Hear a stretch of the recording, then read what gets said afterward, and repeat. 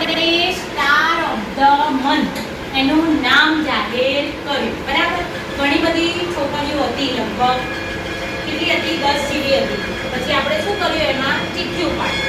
ચિઠ્ઠી ઉપાડી તો કોનું નામ આવ્યું? જાનકીબેન. હવે આ સ્ટાર ઓફ ધ મંથમાં કેવી કેવી શરતો હતી ભાઈ? પહેલા તો શું આવવું જોઈએ? 100% હાજરી. તો આની 100% હાજરી છે. પછી બીજી શરત શું હતી? કે એના નામની કોઈ ફરિયાદ આવવી જોઈએ નહીં. તો જાનકીના નામની કોઈ ફરિયાદ હતી નહીં. ત્રીજી આપણી શરત શું હતી? કે એ બધાને હેલ્પફુલ હોવી જોઈએ. બરાબર. તો જાનકી પણ બધાને મદદરૂપ બને છે. કે ક્યારે કોઈ રીતે અહીંયા વર્ગમાં કકડાટ તો કશું હોતું નથી. બહુ ડાહી છોકરી છે. એટલે આજે સ્ટાર ઓફ ધ મંથમાં એને શું ઇનામ મળશે?